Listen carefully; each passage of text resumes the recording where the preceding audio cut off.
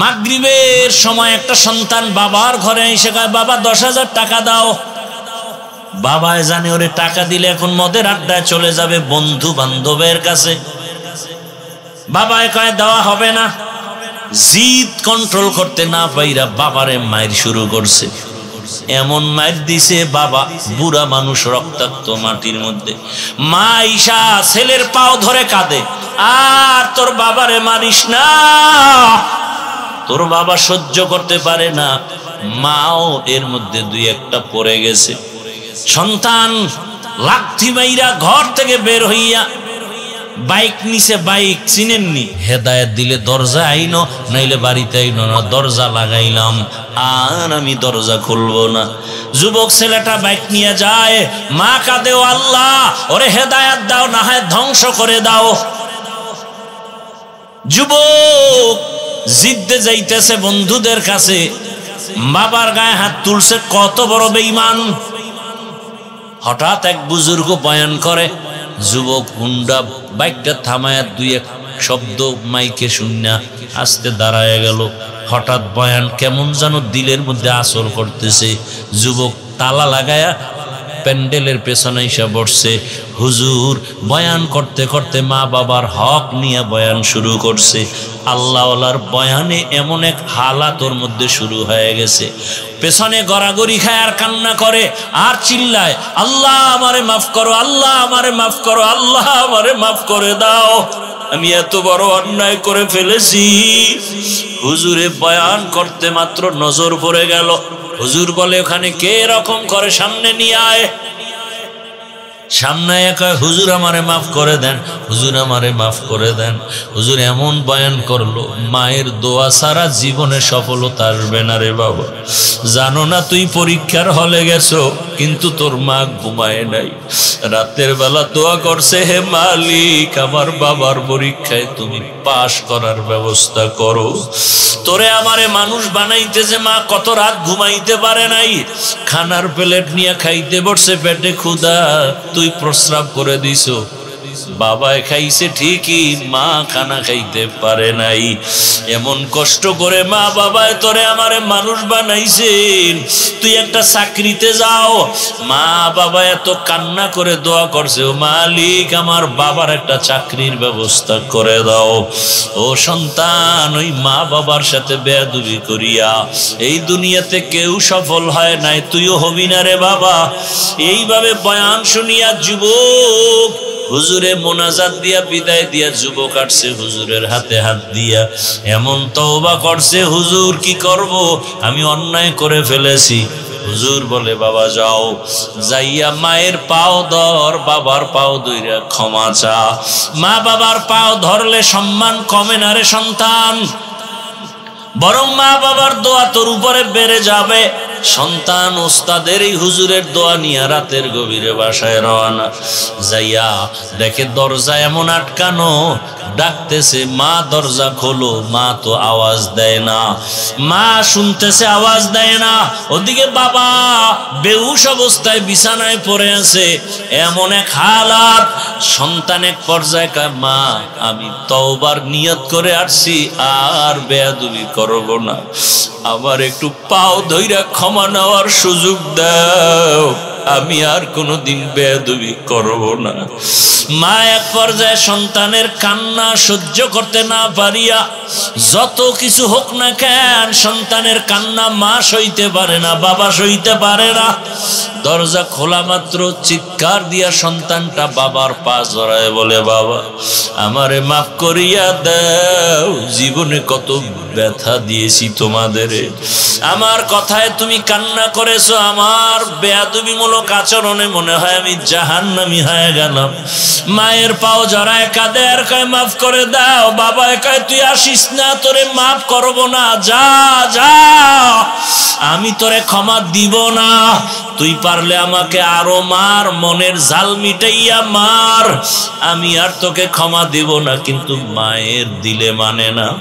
মায়ে গিয়া কয়, স্বামী সন্তান তওবা করে আসছে, আর বেয়াদবি করবে না, মাফ করে দাও। ও যুবক বাবারা, দুনিয়াতে আর কয়দিন বাঁচবা? আজকে এখানে বয়ান শুনতেছো, আগামীকাল ঘুমের থেকে উঠার সময় হঠাৎ আল্লাহ না করুন যদি অসুস্থ হয়েই যাও, মা ডাকবে, দেখবে তুমি আর জবাব দাও না। কত সন্তানের এমন পরিণাম ফল না জানি হয়, সন্তান এমন ভাবে দুনিয়া থেকে বিদায়ও হয়ে যাবে, মা একটা চিৎকার দিয়া বলবে, তোরা কে কোথায় আছো, তাড়াতাড়ি আয়, আমার বাবা জীবন থেকে বিদায় হয়ে গেল। আমারে আর কে আম্মু বলে ডাকবে, আমাকে আর আম্মু বলে ডাক দেওয়ার কেউ রইল না। বাবায় চিল্লায় বলবি, ইমাম সাহেব তাড়াতাড়ি আসেন, জানাজা না পড়ায় কোথাও যাবেন না। কেউ যাবে বাজারে কাফন কেনার জন্য, তাড়াতাড়ি সাদা কাফন নিয়ে আসো। কাউকে অর্ডার করবে বাড়ির পিছনে বাগানে যাও, কবরটা খনন করো। এরে যুবক একটু চিন্তা কর, তোর গায়ের গেঞ্জিটা বেলেট দিয়া কেটে কেটে রাখবে। কেউ যাবে গরম পানি করবে গোসল দেওয়ার জন্য, এমন ভাবে চিরবিদায়ের গোসল দিবে, কাফনের মধ্যে পেঁচাইয়া যখন খাটের মধ্যে লাশ উঠাবে, মা জানালা দিয়া চিল্লাইবে আর কাঁদবে আর বলবে, আমার বাবারে কোথায় নিয়ে যাও, আর বুঝি আমার বাবারে দেখতে পারবো না। শেষবারের মতো একটু কাফন খুইলা চেহারাটা দেখাও, আমি আমার বাবার চেহারাটা মনের মতো দেখিয়া নেই। চোখের সামনে কত বন্ধু চলে গেল, কত আপনজন চলে গেল। আল্লাহুম্মা সাল্লি আলা মুহাম্মাদিন নবীল উম্মি ওয়া আলা আলিহি ওয়া সাল্লিম তাসলিমা। وبعد فأعوذ بالله من الشيطان الرجيم. بسم الله الرحمن الرحيم. وما خلقت الجن والإنس إلا ليعبدون. وقال رسول الله صلى الله عليه وآله وسلم: لا طاعة لمخلوق في معصية الخالق.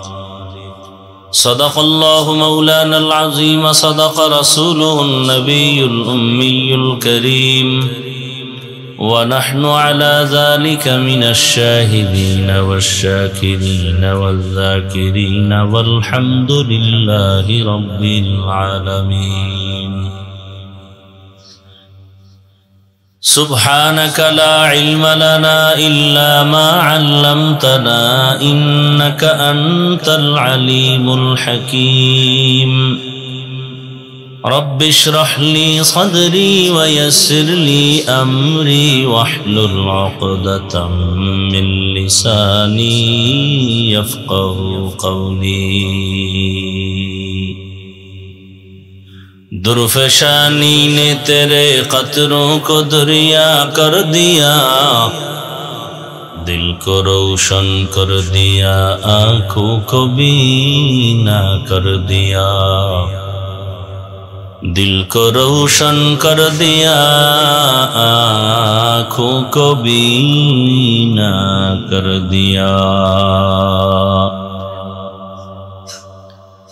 हकीकत खुल जाएगी बवक़्त इम्तिहान तेरे,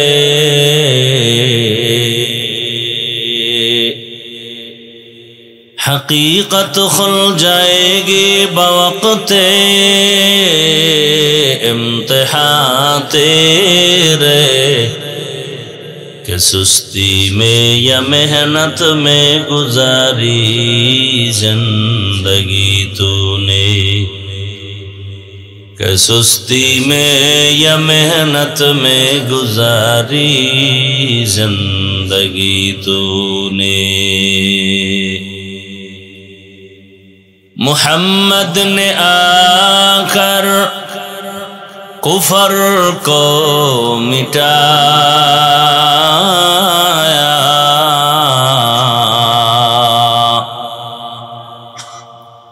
मुहम्मद ने आकर कुफर को मिटाया,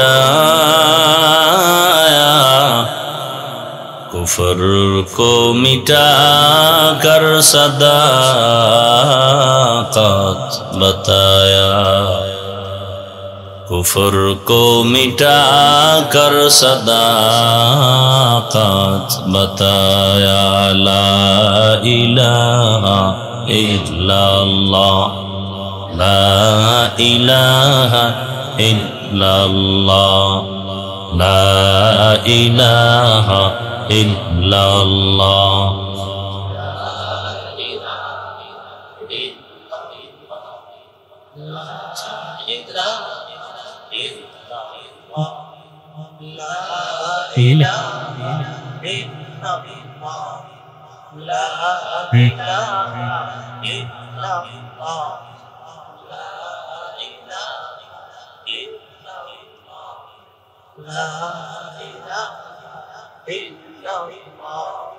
لا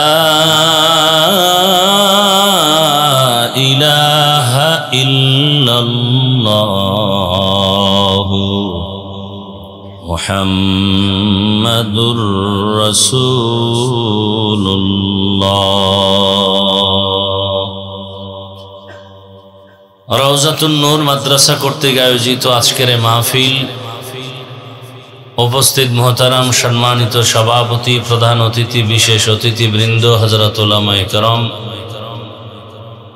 অত্র অঞ্চলের বিভিন্ন স্থান থেকে আগত আল্লাহ পাকের আশিকিন, জাকিরিন, শাকিরিন, মুহিব্বিন, মুরব্বিয়ান এজাম, কলিজার টুকরা আমার সমবয়সী যুবক বন্ধুগণ, স্নেহের ছোট ভাই, পর্দার আড়ালে মা বোনেরা, আল্লাহ পাকের দরবারে শুকর যে আল্লাহ আমাদেরকে সুস্থ রেখেছেন, আলহামদুলিল্লাহ। জীবনের এক অমূল্য সম্পদের নাম সুস্থতা। টাকা পয়সা বাড়ি গাড়ি সব আছে, আপনি অসুস্থ, এই জীবনের কোনো মূল্য নাই। টাকা পয়সা বাড়ি গাড়ি তেমন নাই, কিন্তু আপনি সফল সুস্থ, আপনার মতো সুখী কেউ নাই। এই সুস্থতাকে আল্লাহ পাক দায়েমান কবুল করেন। হাজারো লাখো মানুষের ভেতর থেকে আমাদেরকে বাছাই করে আল্লাহ বেহেশতের বাগানে আসার বসার তৌফিক দান করেছেন। আর একবার শুকর আদায় করেন। নবীজি বলেন, আলহামদুলিল্লাহ আলা নিয়ামতি আমানুল লিজাওয়ালিহা। শুকর আদায় করলে নিয়ামত পেয়ে আল্লাহ পাক শুকরের বরকতে নিয়ামতকে স্থায়ী করে দেন। দরুদ ও সালাম সৈয়দুল মুরসালিন রহমাতুল্লিল আলামিন শফিউল মুজনিবিন খাতামুন নবিয়্যিন সৈয়দুস সাকালাইন ইমামুল মুরসালিন হযরত মুহাম্মদুর রাসূলুল্লাহ সাল্লাল্লাহু আলাইহি ওয়া আলিহি ওয়াসাল্লামের উপর সর্বোপরি শুকর, যাদের অক্লান্ত পরিশ্রমের মাধ্যমে আজ সুন্দর আয়োজন, সময়, পরামর্শ, অর্থ দিয়ে সার্বিক সহযোগিতা যারা করেছে, প্রত্যেককেই আল্লাহ পাক খেদমতের বরকতে দুনিয়াতে শান্তি, পরকালে মুক্তির ব্যবস্থা করে দিন। আরো মহব্বতে বলেন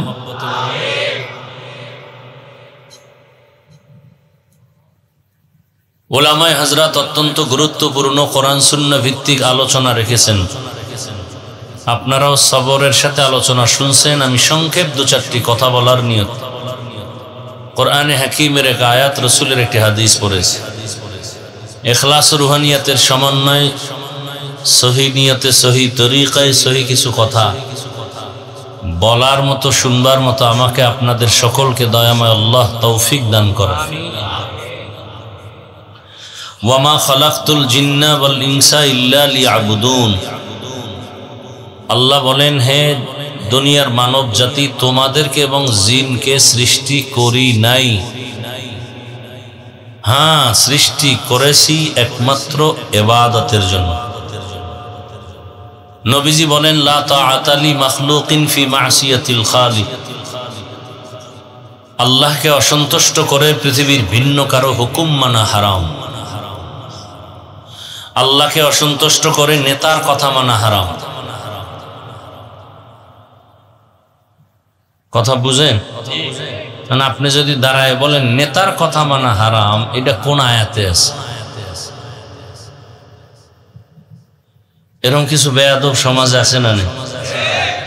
আল্লাহ বলছেন, রসুল বলছেন আল্লাহকে অসন্তুষ্ট করে দুনিয়ার কারো হুকুম মানা কি? তার মধ্যে নেতা নেই। এখন আমরা কি বয়ানটা করব, এখান থেকে ব্যাখ্যাটা কি দেব? মানুষের অন্তরে এই রসুলের কথা অনুযায়ী রোগ আছে কোনটা, ওখানে আমরা চিকিৎসার চেষ্টা করব। মানুষের মধ্যে কি রোগ বেশি, যে আল্লাহর হুকুমের থেকে বেশি প্রাধান্য দেয় নেতার হুকুম রে, নেত্রীর হুকুম। তা এটা একটা মারাত্মক রোগ, কত বড় শিরিক যুক্ত রোগ। তাহলে নেতার কথা মানা যাবে না, নেত্রীর কথা মানা যাবে না, পীরের কথা মানা যাবে না, আল্লাহকে অসন্তুষ্ট করে কোনো মা বাবার কথা মানা যাবে না। এক কথায় দুনিয়ার সকলকে বেজার করা, অসন্তুষ্ট করা সম্ভব, আমার আল্লাহকে অসন্তুষ্ট করা সম্ভব না। কিন্তু আমরা করতেছি আল্লাহকে অসন্তুষ্ট। আল্লাহ আমাদেরকে দুনিয়াতে কেন পাঠাইছেন সেই বিষয়টা আল্লাহ আয়াতে বলছেন।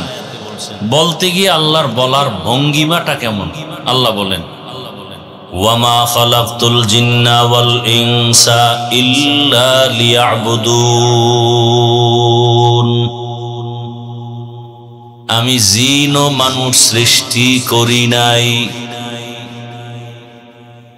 হ্যাঁ, সৃষ্টি করেছি ইবাদতের জন্য, করি নাই। হ্যাঁ করেছি। ঘুরাইয়া বললেন কেন? ডাইরেক্ট বললেই তো মানুষ জিন আর ইবাদতের জন্য বানাইছে। প্রথমে সৃষ্টি করি নাই বলিয়া কি বুঝাইলেন? মুফাসসিরিনে কেরাম বলেন মানুষের জেহেনটাকে পরিপূর্ণ সার্ফ করে দিলেন। দুনিয়ার মানুষ, তোমার জেহেনকে পূর্ণ খালি করো, তোমার এই কথা ঢুকাও, তোমাকে বানানো হয় নাই, তোমাকে বানানোই হয় নাই। হ্যাঁ হয়েছে একটা কাজের জন্য। তোমার জীবনে কাজ কয়টা? একটা কাজ। আর কোনো কাজ জীবনে, আর কোনো কাজ যেটা জিজ্ঞেস সেটার জবাব দিয়েন। কয় কাজ? ওই কাজের নাম কি? গেছে, ভুলে গেছে। কাজের নাম কি? ইবাদত।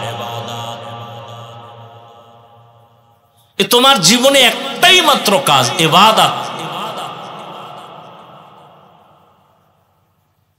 এই ইবাদত কি? ইবাদত কেন? ইবাদত কিভাবে? এই তিন প্রশ্নের জবাব হবে আজকের বয়ানের মূল অংশ।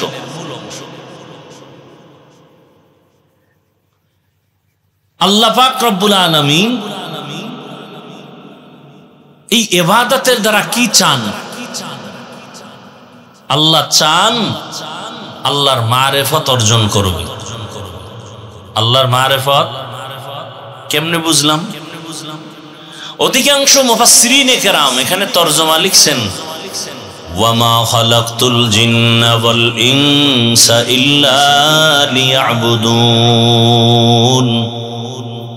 লিয়াবুদুনের ব্যাখ্যায় লিখছেন আয় লিয়ারিফুন। আল্লাহ বলেন আমি মানুষ আর জিন সৃষ্টি করেছি মারিফত অর্জন করার জন্য। কি অর্জন করার জন্য? মারিফত মানে পরিচয় লাভ করা। কার পরিচয়? আল্লাহর পরিচয় লাভ করা, এর নাম মারিফত। মারিফত অর্জন করার জন্য আল্লাহ মানুষ সৃষ্টি করেছেন। আল্লাহর পরিচয় লাভের জন্য আল্লাহ আমাদের বানাইছেন, এর নাম মারিফত।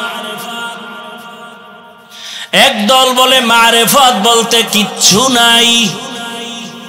আমি বলি তারা ধর্মের জগতে চরম মূর্খ।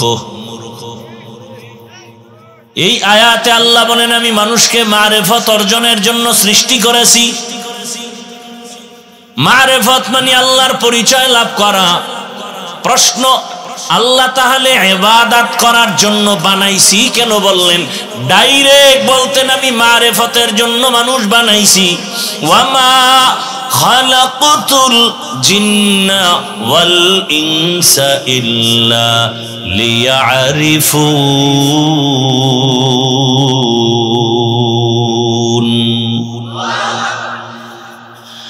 আল্লাহ যদি এমন বলতেন যে আমি মারিফতের জন্য বানাইছি, ডাইরেক্ট না বলে প্রথমে বললেন ইবাদতের জন্য সৃষ্টি করেছি, ব্যাখ্যায় গিয়া বুঝলাম যে মারিফতের জন্য বানাইছি। ঘুরাইয়া কেন? একমাত্র কারণ মারিফত অর্জন বাবা ইবাদত ছাড়া সম্ভব হবে না। ইবাদত ছাড়া মারিফত অর্জন করা যায় না। শরীয়তরা মুকদ্দম দার আকনু মারিফত আজ শরীয়ত নিসিত বেরু শরীয়ত হো তরিকত হো তমামি হकीकत में मोहम्मद के गुलामी। দুধ ছাড়া মাখন আসে না? আসে না? আপনাদের দেশে গোবরও মাখন আসে। মাখন, ছানা, ঘি কিসের থেকে আসে? বুঝেন, ভালো করে বুঝেন। ওই মোবাইল নিয়ে ব্যস্ত। 20 কেজি দুধ একটা পাত্রে আপনার সামনে দিয়ে বলা হলো আল্লাহর জাতের কসম এই দুধের মধ্যে মাখন আছে, ঘি আছে, ছানা আছে। একজনে কয় তোমার কথাটা বাস্তব কিনা আমি একটু হাত দিয়া খুঁজা দেখি। আর ভিতরে হাত দিয়ে খুঁজতেছে। 24টা ঘন্টা যদি 20 কেজি দুধের মধ্যে হাত দিয়া তালাশ করে মাখন পাবেনি। তার মানে কি নাই? হ্যাঁ, দুধের মধ্যে মাখন আছে কথাটা কত পার্সেন্ট সত্য? আর শরীয়তের মধ্যে ইবাদতের মধ্যে মারিফত আছে কথাটা 1000 কোটি পার্সেন্ট সত্য। কই দেখি না? কয় দুধের মধ্যে মাখন আছে, দেখা যায় না। আছে, সত্য। শরীয়তের মধ্যে ইবাদতের মাধ্যমে মারিফত অর্জন হবে, এটাও সত্য। দুধের মধ্যে মাখন আছে, এটাও সত্য। তবে বের করার জন্য লাগবে তোমার প্রচেষ্টা, কঠিনভাবে তোমার মেহনত করতে হবে। দুধের মধ্যে একটা ছোট বাঁশ, এর মধ্যে তুমি আবার 5টা চামিচ বানাও, কেটে 5টা আঙ্গুল বানাইয়া পরিচ্ছন্ন করে তারপরে দুধের মধ্যে দাও, খুঁটির সাথে বাঁশের মাজার সাথে বাঁধো, এরপরে 2 হাত দিয়ে রশি দিয়া টানো। দেখবা টানতে টানতে টানতে টানতে দুধের ফেনা, তোমার ঘাম, হঠাৎ করে দেখবা টানতে টানতে কষ্ট করতে করতে হঠাৎ মাখন ভেসে উঠবে। দেখছেননি কোনোদিন? আন্দাজি ঠিক বেঠিক বলতেছেন। কেমনে মাখন বের করে? তাহলে কি পরিমাণ মেহনত করার মাধ্যমে দুধের থেকে মাখন হয়, দুধের থেকে ঘি বের হয়, দুধের মাধ্যমে ছানা বের হয়। এটা কি এমনিই না মেহনত করা লাগে? ইবাদতের মাধ্যমে মারিফত অর্জন করবা, মেহনত ছাড়া হবে না। নামাজ পড়ো, মেহনত কি? রোজা রাখো, মেহনত হলো তাকওয়া, ইখলাস নিয়া নামাজ, ইখলাসের সাথে রোজা। তাকওয়ার মাধ্যমে তুমি তেলাওয়াত করো। ইখলাস ও তাকওয়া নিয়ে যখন ইবাদত করবা, করতে করতে করতে করতে দেখবা রহমতের দরজা, মারিফতের দরজা খুলে গেছে। তখন কেমন যেন দেখবা চোখের সামনে আমার মালিকের কুদরতের রং দেখা যায়। হঠাৎ করে দেখবা নাকের মধ্যে মালিকের কুদরতের ঘ্রাণ আসতেছে। তেরা আয়না आलो में रंग पूहे जिधर दिखता हो उधर तू ही तू है। বিল্ডিং এত সুন্দর, ইঞ্জিনিয়ারটা খুব ভালো, বুঝলা কেমনে? তারে চিনোনি? না তো, দেখা হয়েছে? হয় নাই। ইঞ্জিনিয়ার ভালো কেমনে বুঝছো? বলে ইঞ্জিনিয়ারের বানানো বিল্ডিং দেখে বুঝে ফেলেছি ইঞ্জিনিয়ার বড় ভালো। আকলটা আসমানের দিকে তাকাইয়া খাটাও, এমন সুন্দর আসমান যিনি বানাইছেন, বানানেওয়ালা না জানি আরো কত সুন্দর। আমারে আল্লাহ এত সুন্দর চেহারা দান করেছেন, বানানেওয়ালা মালিক না জানি আরো কত সুন্দর। আমার কণ্ঠ এত সুন্দর, বানানেওয়ালা আরো কত সুন্দর। জমিনের দিকে তাকাও, এত সুন্দর, বানানেওয়ালা তিনি আরো কত সুন্দর। এভাবে গবেষণা করতে করতে করতে করতে কেমন যেন আল্লাহর সৃষ্টি থেকে আল্লাহর কুদরতের রং চোখে বাড়ি মারে, আল্লাহর কুদরতের ঘ্রাণ নাকে আসে। তেরা আয়না আলমে রঙ্গ পুহে, যেধার দেখতা হো ওধার তু হে। এরে আল্লাহর বান্দা, আচ্ছা আল্লাহকে দেখি না, একজনকে আল্লাহ দেখবিনি। আমি আবার আমার থেকে আর একটা বানাইয়া জবাব দিই, কি? ও ঢাকার মানুষ, বাংলাদেশের মুসলমান, আল্লাহকে যদি দেখতে চাও, ডাইরেক্ট তো জান্নাতে দেখা হবে, ইনডাইরেক্ট যদি দেখতে চাও নমুনা, ঢাকায় যাও, পঙ্গু হসপিটালে গেলে টের পাইবা আমার আল্লাহ কেমন। পঙ্গু হসপিটালে যাও, আমার আল্লাহ কেমন টের পাইবা।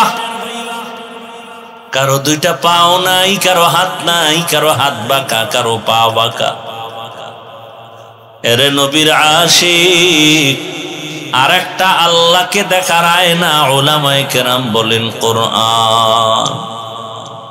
আল্লাহ কত সুন্দর, কোরআনটা ধরো পড়ো দেখবা কেমন মজা। তাহলে এটা তো কালামুল্লাহ, আল্লাহর কথা। কোরআন তেলাওয়াত করো, দিল টানে না? কথা বল, সত্যটা বলেন, মিথ্যা বলেন না। কোরআন দেখলে ভালো লাগে না খারাপ লাগে? ধরলে ভালো লাগে না খারাপ লাগে? এরে আল্লাহর গোলাম, কোরআন আমার গায়ের জামার কাপড় কত দামি, কিন্তু কোরআনের সাথে সামান্য নরমাল কাপড় লাগায় গিলাপ বানায় দিছে, আমার জামা পায়ে লাগে, দোষ নাই, ওইটার দাম বেড়ে গেছে। কাঠ দিয়া কোটি টাকা দিয়া চেয়ার বানাইছে, কোনো দাম নাই। নরমাল কাঠ দিয়া কোরআনের সাথে লাগায় রেহাল বানায় দিছে, দাম বেড়ে গেছে। আপনাদের এলাকায় ঘরের অভাব নাই, কিন্তু কোরআনওয়ালা টিনের ঘরের কত মূল্য। আমি বান্দার কোনো দাম নাই, আমারও দুই চোখ আছে, আপনারও দুই চোখ আছে, আমারও যেমন আকৃতি আপনারও তেমন আকৃতি। আমাকে কেন এখানে বসাইছেন? টাকার মাস্তানিতে বসান নাই, কোরআনের বরকতে আল্লাহ বসাইছে। আল্লাহর কোরআন কত দামি, এর আওয়াজ শুনলেই কেমন যেন চুম্বকের মতো দিলটা টেনে নেয়। দুনিয়াতে কত কবিতা শুনছি, আল্লাহর কোরআনের মতো এত সুন্দর কবিতা নাই। দুনিয়ার কবিতা এক লাইন মিলে আর একটা মিলে না, আল্লাহর কোরআনের কবিতা এত সুন্দর মিলানো। দুনিয়াতে এমন পারফেক্ট পাওয়ারফুল কোনো কবিতা নাই। যত শুনে তত দিল শান্ত হয়, তত দিল মজা। কিন্তু কপাল বড় খারাপ, ওই কোরআনের তেলাওয়াত মুসলমানের ঘরে তুলনামূলক নাই। মাও তেলাওয়াত করে না, বাচ্চাও করে না। কেন? বলে আজানের পরই বাচ্চাকে মা পেরেশানিতে থাকে, কেজিতে পাঠাবে নাকি এদিকে নাই? সন্তানটারে স্কুলে পাঠাতে হবে, ফজরের আজান শোনা মাত্র মায়ের পেরেশানি। ওখানে টাকা ফ্রি, গাড়ি ফ্রি, নাস্তা ফ্রি, বই ফ্রি। ঠিক নেই? এত ফ্রি ভালো না, বেশি ফ্রি হওয়া ভালো না। বেশি ফ্রি খাইতে যায়, ওখানে কি পায়? বলে শরতে অজগর পায়। কি পায়? শরায়াতে আপা পায়, রশ্মি দিয়া ইঁদুর পায়।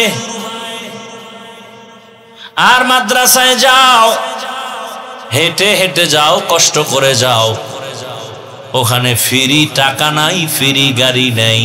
ওখানে যায় পাবে শরতে ওযু, ওখানে গিয়ে পাবে শরায়াতে আল্লাহ।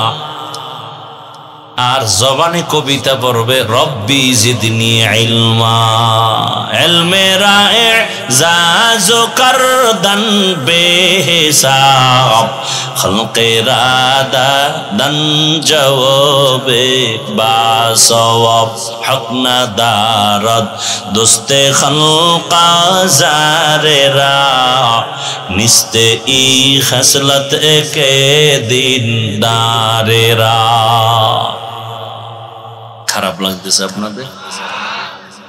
এখানে কবিতা পড়ে রব্বির হামহুমা কামা রব্বায়ানি সগীরা, ওখানে কবিতা পড়ে হামটিমে টিম টিম তার খাড়া দুটো শিং তারা মাঠে পারে ডিম।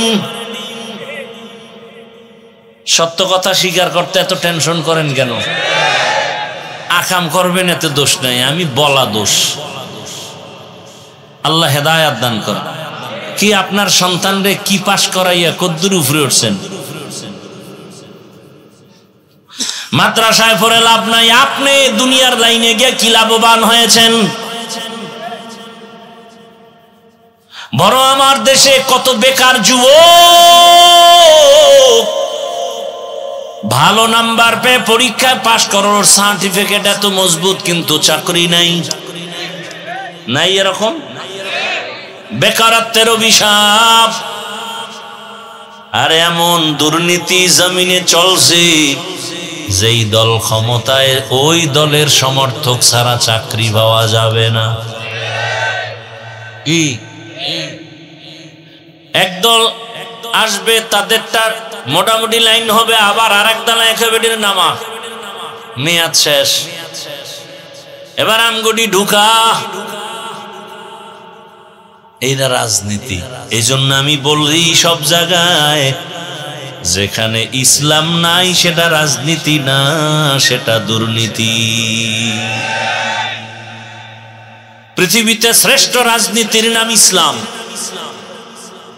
সুলাইমান নবী দেখাইছেন ইসলামী রাজনীতি কেমন, ইউসুফ নবী মিশরের অর্থমন্ত্রী হয়ে দেখাইছেন ইসলাম কেমন, জুলকারনাইন বাদশা গোটা দুনিয়া পরিচালনা করে দেখাইছেন আল্লাহর দিন কেমন।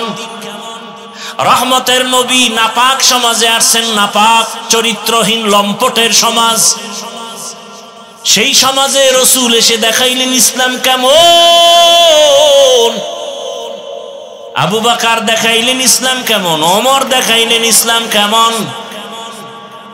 বলে কেমন ইসলাম? কয় দেখা হলেই দিবা সালাম, প্রথম কাজ সালামু আলাইকুম, দোয়া করো তোমার উপরে শান্তি আসুক। সেও তোমাকে দোয়া করে ওয়ালাইকুম আসসালাম, তোমার উপরেও শান্তি। সেখানে অশান্তি হবে কেন? ইসলাম কি বলে? বলে বড়রা ছোটকে স্নেহ করো, ও ছোটরা বড়কে সম্মান করো। ইসলাম বলে এই মালিক কর্মচারীর ঘাম ঝরার আগে বেতন দিয়া দে।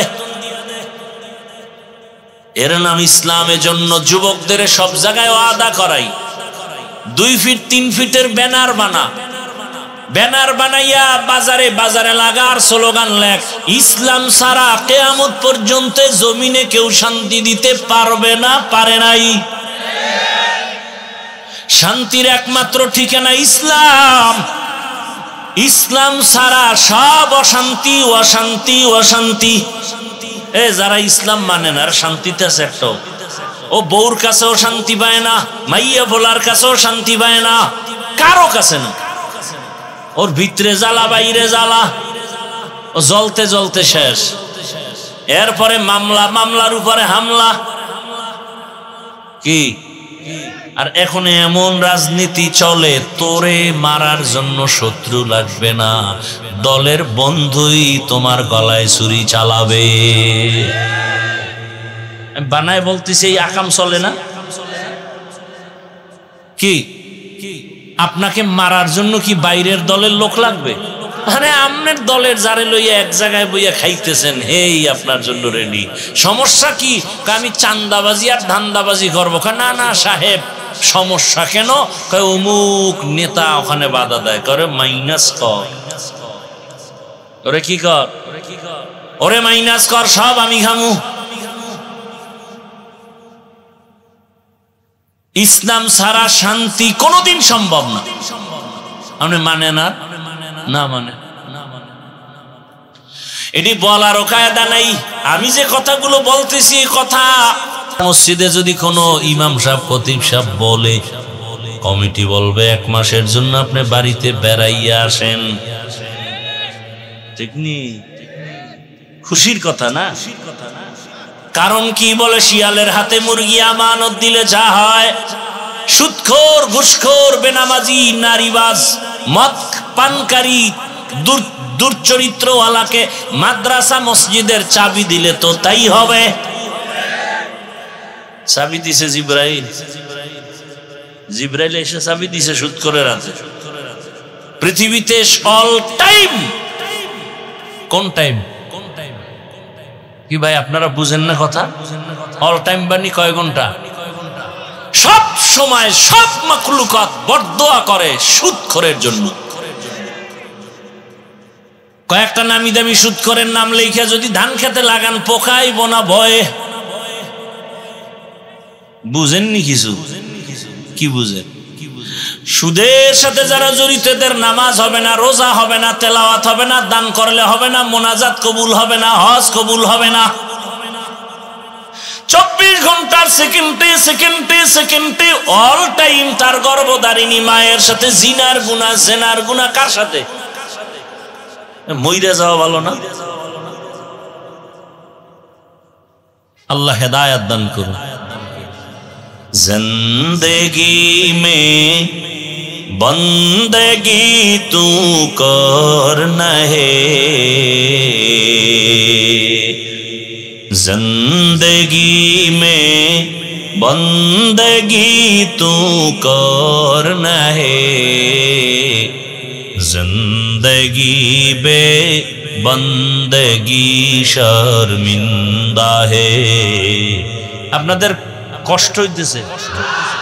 এই তোমরা ঘুমাও, ঘুমায় ঘুমায় না, বিড়ি টেনে দাও, এটা সাউন্ড বাড়া।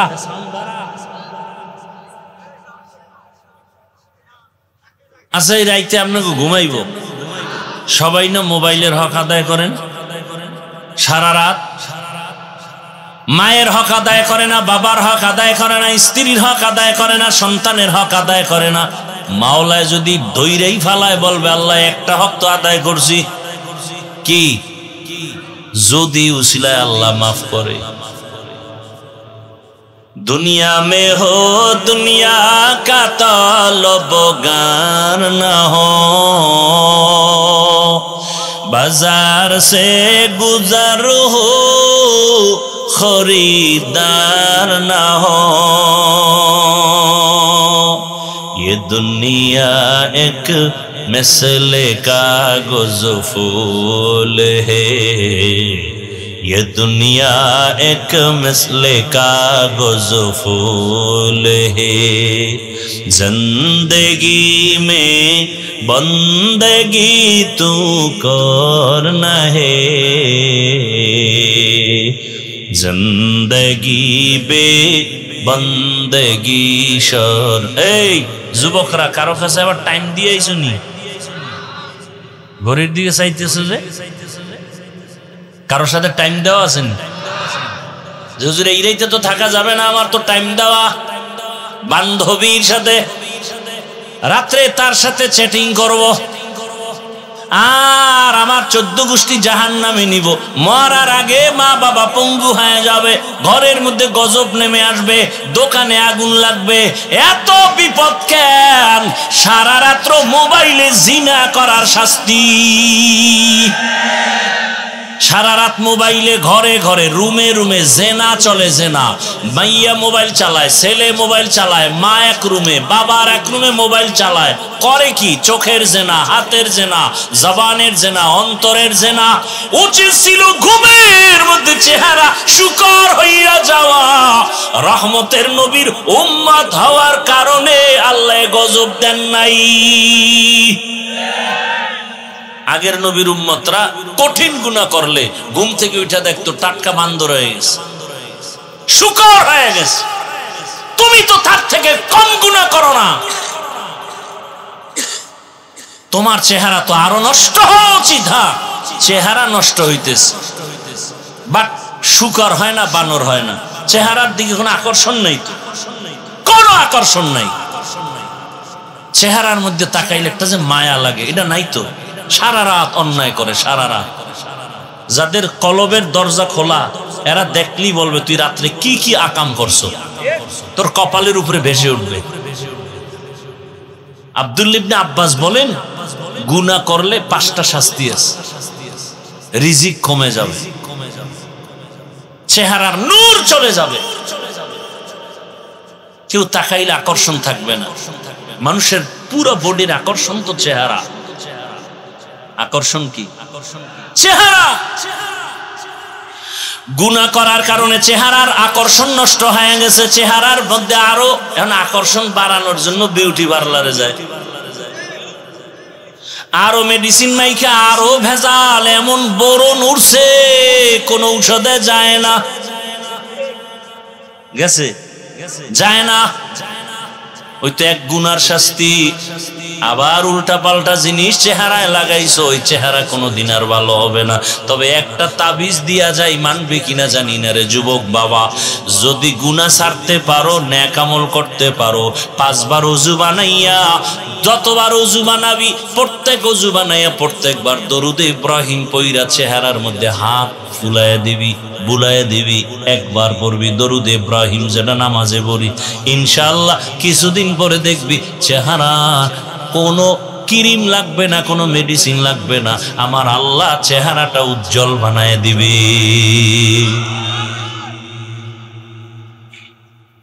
ওই আমল করার তো সময় নাই, পরে করমু, পরে আর কবে? বাসের তলে তোর মতো যুবকের লাশ কি দেখো না? কয়েকদিন আগে ফেসবুকে দেখো নাই, বিদেশ থেকে টাকা পয়সা বাড়ি গাড়ি নিয়ে আসছে, সন্তানের নিয়ে আনন্দ করবে, কিছুদিন পরে আবার যাবে। এয়ারপোর্টে নাইমা গাড়ির মধ্যে উঠছে যুবক, স্ত্রী, সন্তান, পরিবারের সবাই এক গাড়িতে। বাড়ি যাওয়ার কাছাকাছি সময় রাস্তার পাশে পানির মধ্যে গাড়ি ভরিয়া, বাচ্চাও মারা গেল, স্ত্রী মারা গেল।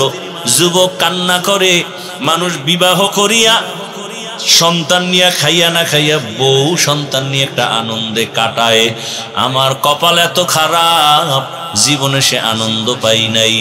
বিদেশ গিয়া টাকা নিয়ে অলংকার কিনে নিয়ে আসছি, আমার ছেলেরে দিব, স্ত্রীকে দিব, মেয়েকে দিব।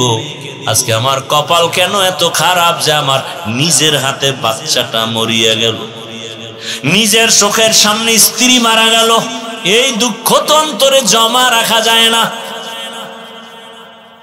ও আমার যুবক, কয়েক বছর আগে ডিসেম্বর মাসে চিত্রাং নামের এক ঝড় তুফান হয়েছিল। চিত্রাং, ওই আকাম করতে করতে তো হুশ নেই, মনেও নেই কি কয় হুজুর। কুমিল্লা জেলার একটা থানার নাম। 8 বছর টানা বিদেশ করে বাড়ি ডুপ্লেক্স বিল্ডিং করছে। আগামী শুক্রবার বিল্ডিং এ দোয়াটা পড়ায় উঠবে, হুজুরগো দাওয়াত দিছে, মিস্ত্রি দ্রুত কাজ শেষ করো, শুক্রবার জুমা পরে ওখানে উদ্বোধন হবে। পাশে একটা টিনের ঘর, ওই টিনের ঘরে ছোট একটা চৌকির মধ্যে রাতের বেলা স্ত্রী আর একটা বাচ্চা আর যুবক বাবা ঘুমাইছে। রাতে এমন চিত্রাং নামের ঝড় তুফান পুরা বাংলাদেশ কাঁপায়া দিছে। বড় একটা গাছ ভাইয়া ঘরের উপরে পড়ছে, 3 জনার বুকের মধ্যে চাপা লাগছে। সাথে সাথে দুনিয়া থেকে বিদায়, আর ঘর উদ্বোধন করা শুক্রবার হয় নাই। যুবক বাবা, ইদানিং কালে তুমি মরবা না, মারার জন্য তোমাকে পেছনে লোক ঘুরতেছে। এত বেশি বেশি যুবকের লাশ আমরা দেখতে পাই, বলার ভাষা নাই। কয়দিন আর বাঁচবা? ও যুবক, এখনো কি হুশ তোমার হয় না? জীবনে তো শখ লাগাইয়া কত শখ ছিল, গুনাহ করবি, করছো তো, এখনো কি শখ মিটে নাই? পার্কে যাবি, দৌড়ায় গেছো, মনে চাইছে নামাজ পড়বি না, পড়ো নাই। যুবক, মনে চাইছে দাড়ি রাখবি না, রাখো নাই। মনে চাইছে মাইয়া নিয়ে আড্ডা দিবি, গান বাজনা করবি, করছো তো, জীবনে কম করো নাই। বাবার টাকা চুরি কইরা নিয়ে কত অন্যায় কাজে ব্যয় করেছো, মায়ের সাথে কত খারাপ আচরণ করেছো, মা সাপোর্ট করে না, এই জন্য মায়ের সাথে অন্যায় করেছো। এই রোড দিয়া উত্তরবঙ্গে আমরা যাই। উত্তরবঙ্গের একটা ঘটনা, 2 বছর সম্ভবত আগের ঘটনা, পুরা এলাকার নাম বলবো না। এরকম মাঠে বয়ান চলতেছে, মাগরিবের সময় একটা সন্তান বাবার ঘরে এসে কয়, বাবা 10,000 টাকা দাও। বাবায় জানে ওরে টাকা দিলে এখন মদের আড্ডায় চলে যাবে বন্ধু বান্ধবের কাছে। বাবায় কয় দেওয়া হবে না। জিদ কন্ট্রোল করতে না পাইরা বাবারে মাইর শুরু করছে। এমন মাইর দিছে, বাবা বুড়া মানুষ, রক্তাক্ত মাটির মধ্যে। মা ঈশা ছেলের পাও ধরে কাঁদে, আর তোর বাবারে মারিস না, তোর বাবা সহ্য করতে পারে না। মাও এর মধ্যে 2-1টা পড়ে গেছে। সন্তান লাথি মাইরা ঘর থেকে বের হইয়া বাইক নিছে। বাইক চিনেননি, কথা কয় না, মরণের এক যন্ত্রের নাম বাইক। তাড়াতাড়ি মরতে হলে বাইক চালাও, এক মরণ যন্ত্র, কারণ এটার উপরে উঠলেই শরীর গরম। কি আর পেছনে যদি বিপরীত পার্স থাকে তো আরো গরম। হেদায়েত দিলে দরজা আইনো, নাইলে বাড়িতে আইনো না, দরজা লাগাইলাম আর আমি দরজা খুলবো না।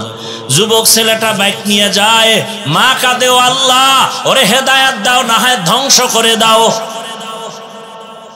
যুবক জিদ্দে যাইতেছে বন্ধুদের কাছে, বাবার গায়ে হাত তুলছে, কত বড় বেঈমান।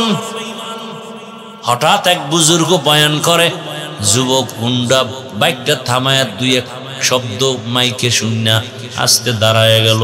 হঠাৎ বয়ান কেমন যেন দিলের মধ্যে আসর করতেছে। যুবক তালা লাগায়া প্যান্ডেলের পেছনে এসে বসছে। হুজুর বয়ান করতে করতে মা বাবার হক নিয়ে বয়ান শুরু করছে।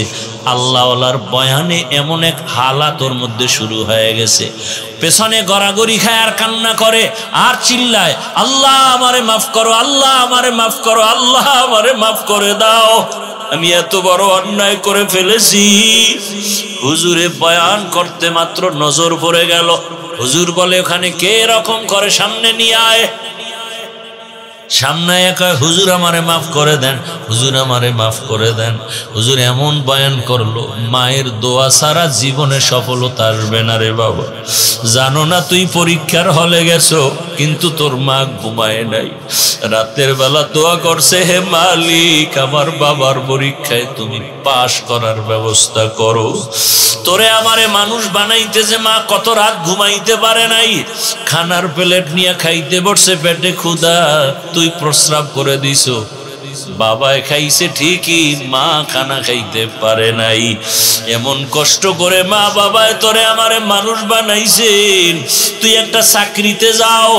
মা বাবা এত কান্না করে দোয়া করছে, ও মালিক আমার বাবার একটা চাকরির ব্যবস্থা করে দাও। ও সন্তান, ওই মা বাবার সাথে বেয়াদবি করিয়া এই দুনিয়াতে কেউ সফল হয় নাই, তুইও হবি না রে বাবা। এইভাবে বয়ান শুনিয়া যুবক হুজুরে মোনাজাত দিয়া বিদায় দিয়া যুবক আসছে হুজুরের হাতে হাত দিয়া, এমন তওবা করছে, হুজুর কি করব, আমি অন্যায় করে ফেলেছি। হুজুর বলে, বাবা যাও, যাইয়া মায়ের পাও ধর, বাবার পাও ধইরা ক্ষমা চা। মা বাবার পাও ধরলে সম্মান কমে না রে সন্তান, বরং মা বাবার দোয়া তোর উপরে বেড়ে যাবে। সন্তান ওস্তাদের এই হুজুরের দোয়া নিয়ে রাতের গভীরে বাসায় রওনা। যাইয়া দেখে দরজা এমন আটকানো, ডাকতেছে, মা দরজা খোলো, মা তো আওয়াজ দেয় না। মা শুনতেছে, আওয়াজ দেয় না। ওদিকে বাবা বেহুশ অবস্থায় বিছানায় পড়ে আছে। এমন এক হালাত, সন্তান এক পর্যায়ে কয়, মা আমি তওবার নিয়ত করে আসছি, আর বেয়াদবি করব না, আমার একটু পাও ধইরা ক্ষমা নেওয়ার সুযোগ দাও, আমি আর কোনোদিন বেয়াদবি করব না। মা এক পর্যায়ে সন্তানের কান্না সহ্য করতে না পারিয়া, যত কিছু হোক না কেন সন্তানের কান্না মা সইতে পারে না, বাবা সইতে পারে না, দরজা খোলা মাত্র চিৎকার দিয়া সন্তানটা বাবার পা জড়ায় বলে, বাবা আমারে মাফ করিয়া দাও, জীবনে কত ব্যথা দিয়েছি তোমাদের, আমার কথায় তুমি কান্না করেছো, আমার বেয়াদবিমূলক আচরণে মনে হয় আমি জাহান্নামী হয়ে গেলাম। মায়ের পাও জড়ায় কাঁদে আর কয় মাফ করে দাও। বাবা কয় তুই আসিস না, তোরে মাফ করবো না, যা যা, আমি তোরে ক্ষমা দিব না, তুই পারলে আমাকে আরো মার, মনের জাল মিটাইয়া মার, আমি আর তোকে ক্ষমা দিব না। কিন্তু মায়ের দিলে মানে না। মায়ে গিয়া কয় স্বামী, সন্তান তওবা করে আসছে, আর বেয়াদবি করবে না, মাফ করে দাও। ও যুবক বাবারা, দুনিয়াতে আর কয়দিন বাঁচবা? আজকে এখানে বয়ান শুনতেছো, আগামীকাল ঘুমের থেকে উঠার সময় হঠাৎ আল্লাহ না করুন যদি অসুস্থ হইয়াই যাও, মা ডাকবে, দেখবে তুমি আর জবাব দাও না। কত সন্তানের এমন পরিণাম ফল না জানি হয়, সন্তান এমন ভাবে দুনিয়া থেকে বিদায়ও হয়ে যাবে, মা একটা চিৎকার দিয়া বলবে, তোরা কে কোথায় আছো, তাড়াতাড়ি আয়, আমার বাবা জীবন থেকে বিদায় হয়ে গেল। আমারে আর কে আম্মু বলে ডাকবে? আমাকে আর আম্মু বলে ডাক দেওয়ার কেউ রইল না। বাবায় চিল্লায় বলবে, ইমাম সাহেব তাড়াতাড়ি আসেন, জানাজা না পড়ায় কোথাও যাবেন না। কেউ যাবে বাজারে কাফন কেনার জন্য, তাড়াতাড়ি সাদা কাফন নিয়ে আসো। কাউকে অর্ডার করবে বাড়ির পিছনে বাগানে যাও, কবরটা খনন করো। এরে যুবক একটু চিন্তা কর, তোর গায়ের গেঞ্জিটা বেলেট দিয়া কেটে কেটে রাখবে। কেউ যাবে গরম পানি করবে গোসল দেওয়ার জন্য, এমন ভাবে চিরবিদায়ের গোসল দিবে, কাফনের মধ্যে পেঁচাইয়া যখন খাটের মধ্যে লাশ উঠাবে, মা জানালা দিয়া চিল্লাইবে আর কাঁদবে আর বলবে, আমার বাবারে কোথায় নিয়ে যাও, আর বুঝি আমার বাবারে দেখতে পারবো না, শেষবারের মতো একটু কাফন খুইলা চেহারাটা দেখাও, আমি আমার বাবার চেহারাটা মনের মতো দেখিয়া নেই। চোখের সামনে কত বন্ধু চলে গেল, কত আপনজন চলে গেল। ও আল্লাহর বান্দারা, কয়দিন হায়াত আছে জানা নাই।